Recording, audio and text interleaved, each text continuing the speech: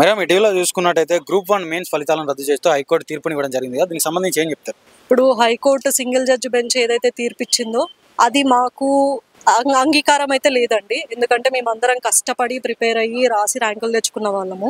ఇప్పుడు రాజ్యాంగంలో మాకైతే ఒక వెసులుబాటు ఉందండి. ఏంటంటే అది డివిజన్ బెంచ్కి వెళ్ళి అపీల్ చేసుకునే వెసులుబాటు అయితే మాకు ఉంది. అట్లానే మేము ముందుకెళ్ళాలని డిసైడ్ అయ్యాం. అంటే ప్రభుత్వం కూడా చూసుకున్నట్టయితే రీవాల్యుయేషన్ చేస్తామంటుంది కదా, మరి దీనికి సంబంధించి మీరు నష్టపోయే అవకాశం ఏం లేదు కదా? మరి ప్రభుత్వం ఎప్పుడు చెప్పిందండి రీవాల్యుయేషన్ చేస్తారని? హైకోర్టు చెప్పింది. హైకోర్టు ఒక తీర్పునిచ్చిందండి. ఇప్పుడు దాని తర్వాత ఏం చేయాలనేది మాకు కొన్ని రాజ్యాంగ హక్కులు ఉన్నాయి. అప్పీల్ అనేది ఒక హక్కు మాకు. అట్లాంటప్పుడు మేము డివిజన్ బెంచ్కి వెళ్ళి మా సైడ్ వాదనలు వినిపించి కోర్టుని కన్విన్స్ చేయాలని మేము చూస్తున్నాం. అంటే ఇప్పుడు చూసుకున్నట్టయితే గ్రూప్ 1లో మీ అభ్యర్థులే మాకు తీవ్ర అన్యాయం జరిగిందని చెప్పేసి కోర్టు మెట్లెక్కిన పరిస్థితి కనిపిస్తాము. మరి దీనికి సంబంధించి ఏం చెప్తారు? ఇప్పుడు ఎవరికి అన్యాయం జరిగింది, ఎవరికి న్యాయం చేయాలి అనేది కోర్టు డిసైడ్ చేస్తుందండి. ఇప్పుడు వాళ్ళు వచ్చి చెప్పొచ్చు, మేము వచ్చి చెప్పొచ్చు. ఇప్పుడు కాంపిటేటివ్ ఎగ్జామ్స్ అంటే చాలా మంది జెన్యూన్ ఆస్పిరెంట్స్ ఉంటారండి. ఇప్పుడు ఒక్క మార్కుతోని మిస్ అయిన వాళ్ళు ఉంటారు. ఎందుకంటే నా విషయంలోనే నేను యూపీఎస్సీ 1 మార్కుతోని మిస్ అయింది ఉంది కేసు.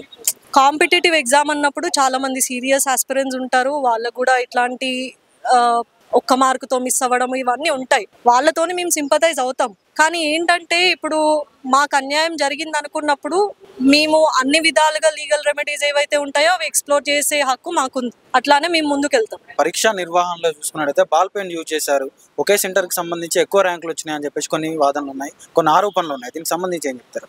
అవన్నీ కోర్టులో మా లాయర్లు చెప్తారండి డివిజన్ బెంచ్ ముందు. ఇప్పుడు వాళ్ళైతే చూడలేదు కదా మా పేపర్లు. మీరు చూసిండ్రా మా పేపర్లు? చూడలేదు కదా. పొలిటికల్ లీడర్లు చూసిండ్రా మా పేపర్లు? చూడలేదు కదా. ఎవరు చూసిండ్రు? ఇవాల్యుయేటర్స్ చూసిండ్రు. వాళ్ళు ఏం చూసిండ్రో మనకైతే తెలియదు. కోర్టులో తెలుస్తాయి అవన్నీ. కోర్టు ఇవన్నీ కూడా పరిగణలోకి తీసుకొనే కదా తీర్పునిచ్చేది. ఇప్పుడు డివిజన్ బెంచ్లో మా లాయర్ల వాదనలు విన్నాక కోర్టు మా సైడ్ తీర్పునిస్తుందని మేము భావిస్తాం. గ్రూప్ 1కి సంబంధించిన వాళ్ళు చూసుకున్నట్టయితే ఒక రాజకీయ నాయకుడు మాట్లాడుతూ 3 కోట్లు ఇచ్చారు అని చెప్పేసి మాట్లాడుతూ ఉన్నాడు. దీనికి సంబంధించి ఏం చెప్తాను? ఇప్పుడు 3 కోట్లు ఇచ్చినామా ఏంది ఇదంతా ఎవిడెన్స్ లేకుండా మాట్లాడొద్దండి. మీ దగ్గర ఏమైనా ఎవిడెన్స్ ఉంటే బయట పెట్టండి. చూసుకున్నట్టయితే ఆయన కూడా ఒక యూపీఎస్సీ మాట్లాడారు. ఇప్పుడు సరే యూపీఎస్సీ రాసుంటారు, పెద్ద పొజిషన్లో ఉండుంటారు. అప్పుడు వాళ్ళకు కూడా కొంచెమన్నా గుండెల మీద చేసుకొని ఆలోచించాలండి. అంటే నేను రాసినప్పుడు నేను ఎంత కష్టపడి రాసినా అనేది కొంచెము ఆలోచించాలి. ఇప్పుడు వాళ్ళు ఎంత కష్టపడి ఎగ్జామ్ క్లియర్ చేసిందో మేము కూడా అంతే కష్టపడి ఎగ్జామ్ క్లియర్ చేసినాము. నేను 2017 నుండి యూపీఎస్సీకి ప్రిపేర్ అవుతున్నా. 5 సార్లు యూపీఎస్సీ రాసిన, 4 సార్లు యూపీఎస్సీ మెయిన్స్ కూడా రాసిన. ఈ గ్రూప్ 1 కూడా 3 ప్రిలిమ్స్ నేను రాసిన.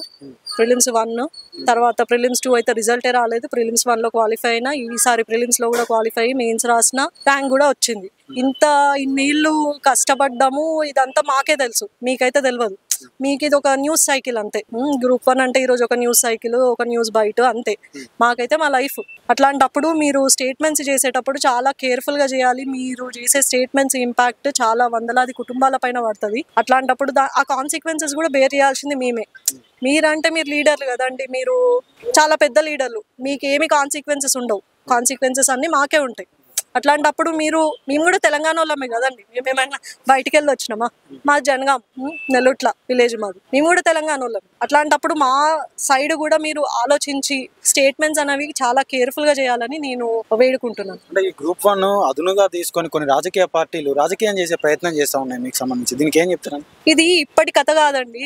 తెలంగాణ వచ్చిన కాడి నుండి గ్రూప్ 1 అనేది రాజకీయ అంశమే ఉంది. తెలంగాణలో కూడా తెలంగాణ లీడర్లు, తెలంగాణ పొలిటికల్ పార్టీస్ కూడా ఒకసారి ఆలోచించాలి. అసలు మనకి గ్రూప్ 1 వద్దనేసేయండి. లేకపోతే ఎందుకు ఈ గ్రూప్ 1 ఆఫీసర్లు ఎందుకు వద్దు, ఎగ్జామే పెట్టకండి, అసలు నోటిఫికేషన్లు ఇవ్వకండి. గ్రూప్ 1 తెలంగాణలో అసలు ఉండొద్దని డిసైడ్ చేసేయండి. అనవసరంగా నోటిఫికేషన్లు ఇచ్చుడు ఎందుకు, ఈ కథ అంత ఎందుకు, ఈ పంచాయతీ ఎందుకు, అసలు గ్రూప్ 1 వద్దని డిసైడ్ చేయండి. ఎగ్జామ్ ప్రాసెస్ అంతా అయిపోయింది. ఇప్పుడు అపాయింట్మెంట్లు ఇచ్చే స్టేజ్లో ఇట్లాంటి తీర్పు వచ్చింది. మీరు కూడా ఆలోచించాలి.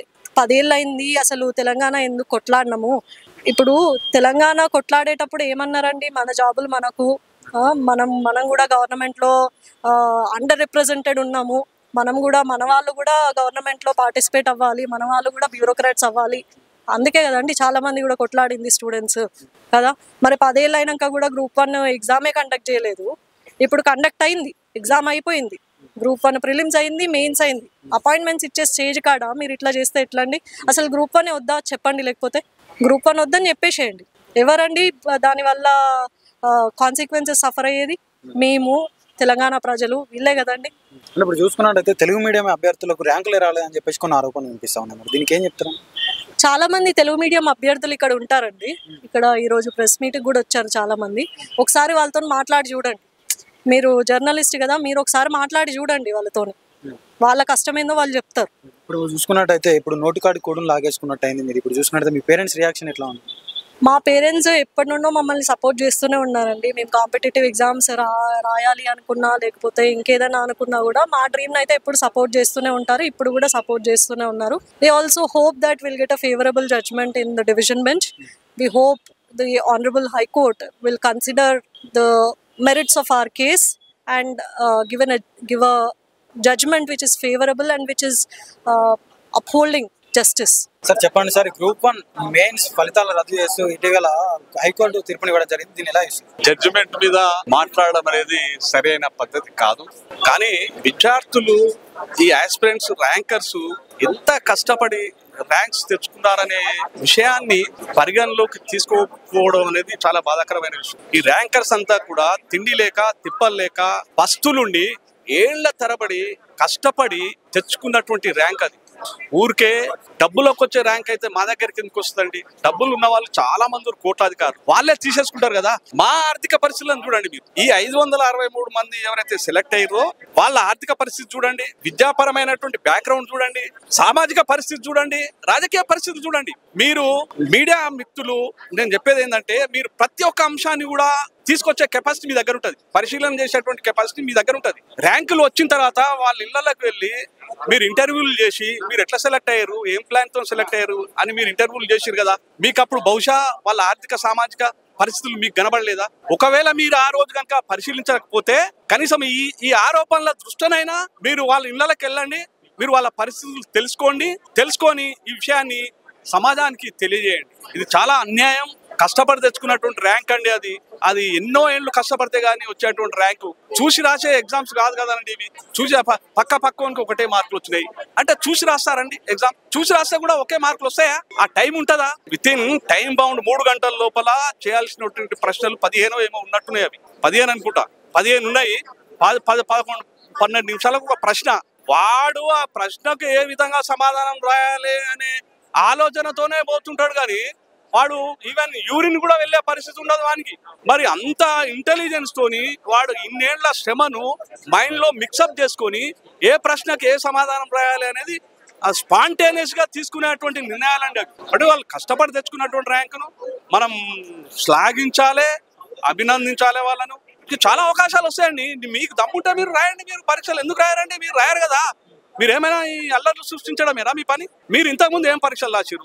మీకు ఎన్ని మార్కులు వచ్చినాయి? మీరు ఎన్ని ఉద్యోగాలు పొందారు? చెప్పండి. అవి కేవలం రాజకీయ నాయకుల చేతిలో కీలు బొమ్మలై ఆడుతున్నటువంటి నాటకం తప్ప ఇది వేరే ఏం దీంట్లో వాస్తవాలు లేవు. గ్రూప్ 1 అభ్యర్థులే కోర్టు మెట్లెక్కాల్సిన పరిస్థితి వచ్చింది. మరి మాకు కూడా అన్యాయం జరిగిందని చెప్పేసి దీనికి సంబంధించి ఎలా ఇస్తుంది?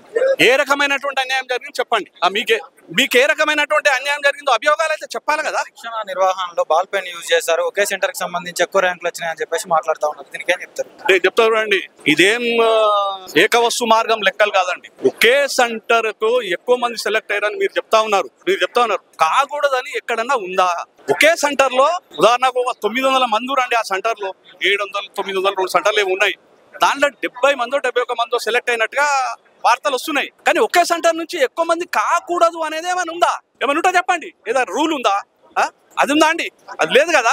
ఎందుకు రాకూడదండి? ఎందుకు రాకూడదు? ఒకే సెంటర్ లో ఇంటెలెక్చువల్స్ ఉంటారు. అది ఇన్సిడెంటల్ గా జరుగుతాయండి అవి. పక్కకి ఒక మార్క్ ఎందుకు రావద్దండి? ఎందుకు రావు? రాజకీయ నాయకుడు ఒక యూపీఎస్సీ హోల్డరే 3 కోట్లు ఇచ్చారు అని చెప్పేసి మాట్లాడుతా ఉన్నాడు. దీనికి సంబంధించి ఏం చెప్తారు? ఇదంతా అవాస్తవం అండి. 100% అవాస్తవమైనది. ఈ అవాస్తవమైనటువంటి విషయాలను సోషల్ మీడియా ద్వారా చేసి ఆ ర్యాంకర్స్ యొక్క మనసును, వాళ్ళ తల్లిదండ్రుల యొక్క మనసును బాధ పెట్టడం తప్ప ఇంకోటి దాంట్లో ఏం లేదు. మీరు నిరూపించండి.